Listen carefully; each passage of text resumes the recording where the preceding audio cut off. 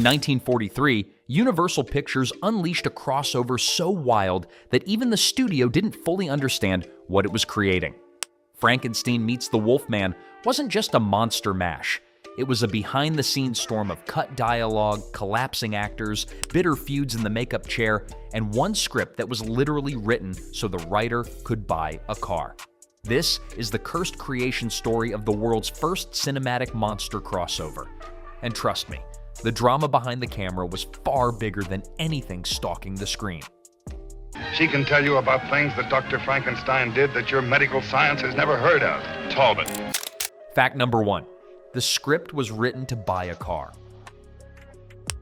Kurt Siodmak didn't pitch this movie out of passion, inspiration, or some grand vision to unite two horror icons. He pitched it because he wanted a new car. During a casual lunch in the Universal commissary, he tossed out the title Frankenstein Meets the Wolf Man as a joke, something so absurd he assumed no studio head would take seriously. Producer George Wagner didn't laugh. Instead, he told Siodmak to go ahead and buy the car because the movie was officially greenlit. What began as an offhand quip turned into one of the most influential horror crossovers of all time. Siodmak would later admit he wrote the script with the same practicality that inspired the pitch. Quick, functional, and built to sell. But even he couldn't have predicted that a joke made over lunch would reshape the Universal Monsters universe for generations. Fact number 2. Lon Chaney Jr. was supposed to play both monsters.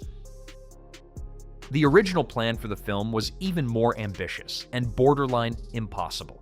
Universal considered having Lon Chaney Jr. play both Lawrence Talbot and Frankenstein's monster. At the time, Chaney was Universal's go-to monster man, but the studio underestimated just how punishing that schedule would be. Playing the Wolfman alone meant hours in the makeup chair, endless retakes, and physical strain from the stunts. Adding the monster's full-body suit, prosthetics, and heavy platform boots would have required Chaney to spend nearly every waking hour in grueling makeup transformations. Producers finally realized they were asking one man to survive a production schedule built for two, and reluctantly dropped the idea. It was the right call. No actor in 1943 could have endured what would have essentially been a double nightmare of daily torture. Fact number 3, Bela Lugosi's dialogue was cut after audiences laughed at his accent. Originally, Frankenstein's monster wasn't meant to be mute at all. Bela Lugosi filmed extensive dialogue scenes that continued the storyline from Ghost of Frankenstein, where the monster inherited Igor's brain, explaining why Lugosi spoke with a Hungarian accent. But during a studio preview, staff members burst into laughter. No matter how dramatic the lines were, audiences couldn't take the monster seriously with Lugosi's thick accent booming from behind layers of prosthetics. Embarrassed, Universal panicked and simply erased Lugosi's audio tracks rather than reshoot anything. This left entire scenes where Lugosi's lips moved silently, and it reduced his presence to just over 5 minutes of screen time. Stuntmen filled in for nearly 2 more minutes of the monster's appearances, leaving Lugosi overshadowed in his own starring role. What was meant to be a powerful continuation of the monster story turned into one of the most bizarre editing choices in Universal horror history. Fact number 4. The director was literally born on a ship. Roy William Neill, the man steering this chaotic production, had one of the most unusual origins of any Universal director. He was born on September 4th, 1887, aboard a ship off the coast of Ireland, literally beginning life at sea. Born to a ship's captain father, he technically held American citizenship through the vessel's registry. After being raised in California, Neill eventually carved out a niche in Hollywood, becoming best known for directing the acclaimed Sherlock Holmes films starring Basil Rathbone. His reputation for efficiency and control made him a natural choice for a production as complicated as Frankenstein Meets the Wolf Man. Even so, nothing in his seafaring birth or long directing career could prepare him for the storm of schedule problems, makeup disasters, and studio interference awaiting him on this film. Fact number 5. Lon Chaney Jr. endured 6 hours in the makeup chair. Playing the Wolfman was more than a role for Lon Chaney Jr., it was a daily endurance test. The transformation required thick rubber prosthetics, layered makeup, an elaborate wig, and thousands of individual yak hairs meticulously glued to his face and head one strand at a time. The application alone took 6 hours, and removing it took another 3. By the end of each day, Chaney was exhausted, overheated, and often in pain, but still expected to perform physical stunts in heavy, suffocating makeup. The long hours and constant discomfort strained his relationship with legendary makeup artist Jack Pierce, and the two developed a deep resentment for each other that lasted through several more Wolfman films. Despite that tension, Chaney continued returning to the role, partly for the paycheck, and partly because the Wolfman had become the character he was known for, even if it came at the cost of his sanity and comfort. Fact number 6, this film accidentally created the iconic Frankenstein walk. Bela Lugosi's now famous stiff-armed, lumbering gait wasn't a creative choice. It was a leftover clue to a plot point the studio erased. In Ghost of Frankenstein, the monster is left blind after Igor's brain is transplanted into his body. So when Lugosi filmed his scenes for this movie, he performed with outstretched arms to show the monster feeling his way across the environment. It made perfect sense, until Universal panicked after the disastrous preview screening and cut every reference to the monster's blindness, including all of Lugosi's dialogue. Without that context, audiences saw Lugosi staggering around with rigid arms for no apparent reason, and the walk became an unintentional trademark. It's one of the most recognizable monster poses in pop culture, appearing in Halloween costumes, cartoons, and parodies, even though it was never meant to exist. A studio mistake became cinematic legend, and Lugosi's awkward walk shaped how generations imagined Frankenstein's monster forever. Fact number 7. Lugosi collapsed from the weight of his makeup. While the monster's performance looked simple on screen, Lugosi endured a punishment that nearly broke him. On October 5, 1942, he collapsed from sheer exhaustion while wearing the monster's full prosthetic suit. The build was heavy, the platform boots were enormous, and the makeup weighed over 35 pounds, far more than most actors of the era ever endured. Lugosi was in his late 50s at the time, and every day of filming demanded stamina that pushed him beyond his limits. When he collapsed, production briefly halted while a physician ordered him home to recover. But the schedule was tight, and the studio needed every shot it could get, so stuntmen were quickly rotated in to finish scenes that required more physical movement. Lugosi kept returning, determined not to lose the iconic role, but the combination of age, makeup weight, and long shooting days took a toll. His performance ended up being both one of his shortest and one of his most physically demanding. Fact number 8. Maria Uspenskaya broke her ankle during filming. Maria, who played the gypsy Maleva, brought a powerful presence to every scene she appeared in, but her time on set was far from glamorous. During the production, she was injured when a horse-drawn cart overturned while cameras were rolling. The accident left her with a broken ankle on October 5, 1942, the very same day Lugosi collapsed from makeup exhaustion. Despite the injury, Maria continued to film, working around her limited mobility and adjusting her blocking to keep the scenes usable. Her dedication was impressive, especially considering she was already in her 60s and dealing with an intense shooting schedule. Many fans remember her haunting warnings to Lawrence Talbot, but few realize she delivered them while pushing through pain most actors would have asked to be recast over. Her commitment added depth to the film's mythic tone, even as real-life injuries made the production feel cursed. Fact number 9. The monster fight used multiple stunt doubles.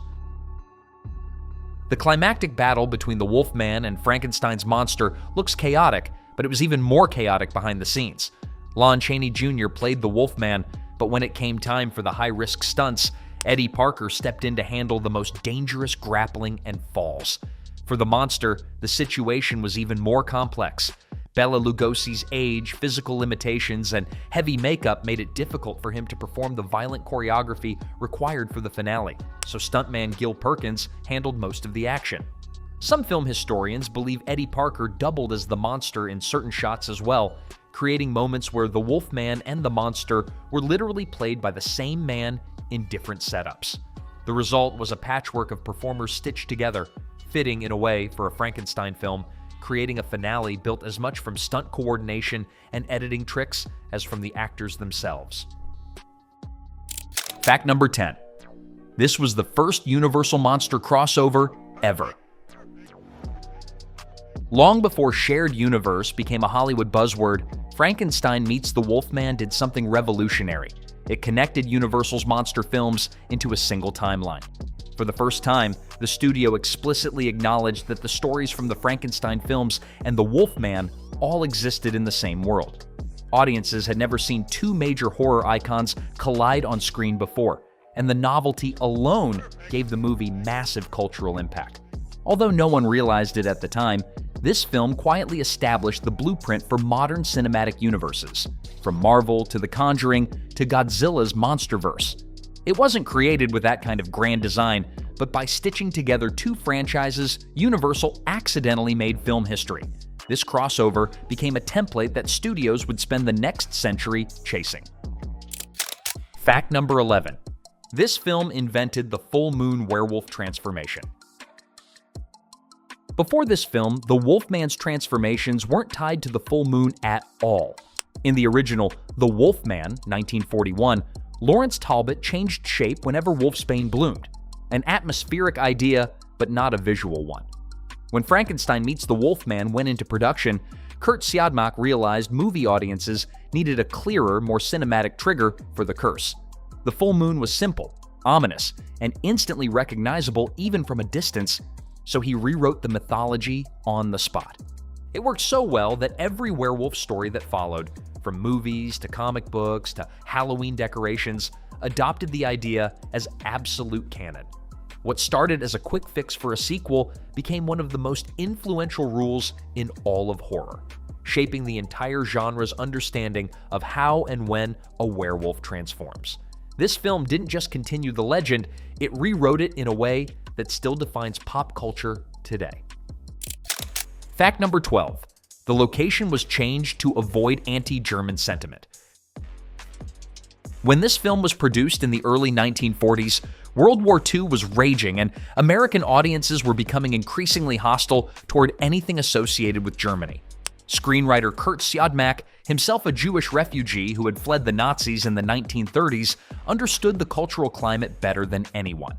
He knew setting the Frankenstein castle in Germany would spark backlash, so he quietly invented the fictional country of Vassaria as a replacement. The change didn't just avoid controversy, it also allowed Universal to sidestep geographical consistency issues from decades of sequels by giving the series a flexible new home base. Vassaria became a sort of cinematic safe zone, a place where castles, laboratories, and folklore could coexist without needing to match real-world history. It was a small adjustment with a big impact, protecting the franchise from wartime criticism and giving Siodmak creative freedom to shape the story on his own terms. Fact number 13. There's no Dr. Frankenstein in the movie. Despite the title, Frankenstein Meets the Wolf Man doesn't actually feature a Dr. Frankenstein at all. Lawrence Talbot spends much of the film searching for the famed scientist, hoping he can cure the curse of the werewolf. But the original Dr. Frankenstein is long dead by this point in the franchise, and instead, Talbot encounters Baroness Elsa Frankenstein, the daughter of Henry Frankenstein, played by Ilona Massey. It's one of the only Universal films where the Frankenstein lineage exists without an actual Frankenstein scientist driving the plot. The story moves forward through lost journals, decaying laboratories, and the remnants of the family legacy, creating a ghostly sense that Talbot is chasing a man who can no longer help him. This absence gives the movie a strange, tragic undertone. Everything Talbot needs is just out of reach, and the only surviving Frankenstein has no desire to continue her father's experiments. Fact number 14. The Wolfman's dog was a studio regular. The loyal German shepherd seen in the film playing Bruno wasn't just any dog, he was a studio favorite named Moose, who had already appeared in The Wolfman. Moose had been trained extensively for action scenes and had such strong chemistry with Lon Chaney Jr. that Chaney eventually adopted him from the Universal lot. The dog's natural reactions and imposing presence made him perfect for both werewolf encounters and more emotional moments. His return in this film added an unexpected layer of continuity between the two stories, connecting Talbot's past and present in a way that fans didn't consciously notice but felt on screen. Today, Moose is remembered as one of the unsung stars of the Universal Monsters era, a four-legged performer who helped cement the Wolfman's world with a sense of grounded realism. Fact number 15. Deleted scenes showed a monster Talbot friendship. One of the strangest lost elements of this movie involves a series of deleted scenes that revealed an entirely different dynamic between the monster and Lawrence Talbot. Production stills show the two sitting together by a fireside beneath the frozen catacombs of the castle, sharing a rare quiet moment. In these scenes, Talbot learns that the monster is still blind, a detail that explains Lugosi's outstretched walking posture. The idea of a fragile alliance or even a short-lived friendship added emotional depth to a movie that eventually became known mostly for its action-driven finale. But once Universal cut the monster's dialogue, these quieter, more revealing scenes were scrapped to maintain the film's pace. Only photographs survive today, hinting at a more character-driven version of the movie that audiences never got to see. It's a reminder of how much story was lost when the studio erased Lugosi's voice. Fact number 16. The uncut version has never been found. When Universal realized that Bela Lugosi's dialogue caused unwanted laughter, they hastily cut entire scenes and removed his vocal track, creating a shorter, heavily altered version of the film. But that original pre-release cut, complete with all of Lugosi's spoken lines, was screened at least once before being locked away. In the mid-1980s, Universal authorized a full archival search for the uncut version, hoping to restore it for collectors and historians. Archivists combed through vaults, mislabeled reels, and decades of storage materials, but no print was ever recovered. The version that audiences saw internally, the one with Lugosi fully performing the monster as a blind, articulate character, simply vanished. For horror historians, it's one of the genre's great lost treasures. A missing link that explains some of the film's strangest choices, completely reshape how modern viewers understand this crossover. Until the uncut reel surfaces, if it ever does, the film will remain incomplete in a way no restoration can fix. Fact number 17. The film features a bizarre festival song. One of the strangest tonal shifts in the entire movie arrives during the Festival of the New Wine, a full musical number dropped into the middle of a monster story. The scene features villagers singing a jaunty celebration of life, prosperity, and seasonal renewal, until the lyrics take a sudden dark turn. At one point, the singer raises his glass and wishes Larry Talbot eternal life, a line that stings Talbot like a curse given everything he's suffering through. Overwhelmed by frustration and despair, he lashes out and sends the festival into chaos. The song's strange mixture of cheerfulness and morbidity has puzzled viewers for decades, giving the impression that the villagers are unknowingly taunting a doomed man. It's a reminder of how Universal sometimes blended horror with musical spectacle to satisfy audiences in the 1940s, even when the tonal whiplash created moments that feel surreal by today's standards. Fact number 18. Lionel Atwill was sentenced during production. Lionel Atwill, known for his stern, authoritative characters in Universal's horror films, was facing real-world problems while shooting this movie. During production, he was sentenced to 5 years probation for perjury in a scandal involving a 1940 Christmas party held at his home. The accusations, which included allegations of indecency among guests, created a media frenzy that threatened his career. Universal had already reduced his roles in earlier projects due to the controversy, and during Frankenstein Meets the Wolf Man, the studio watched him closely. Despite the pressure, Atwill delivered a strong performance, portraying one of the film's key authority figures with his trademark gravitas. But the scandal followed him for years, limiting the kinds of roles studios were willing to offer. For a man who once stood among Hollywood's most respected character actors, this film marked a turning point, one where his real-life drama overshadowed even the monsters he shared the screen with. Fact number 19, clips from the film appeared in other 1943 movies. Universal was known for repurposing footage, but Frankenstein Meets the Wolf Man ended up being reused more quickly than most. In the same year it was released, scenes were already appearing in the musical comedy He's My Guy. In one memorable moment, Joan Davis's character enters a theater where the Wolfman is shown growling on the screen. She comically growls back at him, and in a playful bit of editing, the Wolfman whimpers and retreats. It's a strange, almost cartoonish cameo that recontextualizes the horror icon as a punchline. This repurposing shows how studios in the 1940s viewed monster characters, not as sacred intellectual property, but as assets that could be recycled into anything from thrillers to comedies. Even though it feels jarring to modern audiences, the clip's appearance helps cement the Wolfman as a pop culture figure recognizable far beyond horror fans. Fact number 20. This was Dwight Frye's final horror film. Dwight Frye, the beloved character actor known for his unhinged electric performances in Dracula, Frankenstein, and Bride of Frankenstein, made his final horror appearance in this film. Though his role here is brief, Frye had already cemented himself as a cornerstone of the Universal Monsters legacy, famous for playing twisted henchmen, grave robbers, and men driven to madness. Tragically, he died only months after completing his work on Frankenstein Meets the Wolf Man, passing away from a heart attack at just 44 years old. His death marked the end of an era for Universal horror, as Frye had become a recognizable face whose presence instantly added charm and unease to every scene he appeared in. While this film didn't give him a major spotlight, it stands as the final chapter in a remarkable but often overlooked career, one that helped shape the tone and atmosphere of the entire Universal Monsters universe. Severed jugular. This man bled to death.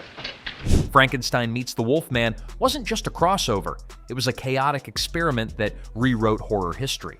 From lost footage and hidden injuries to vanished dialogue and unexpected scandals, every frame of this movie carries a story stranger than the monsters themselves.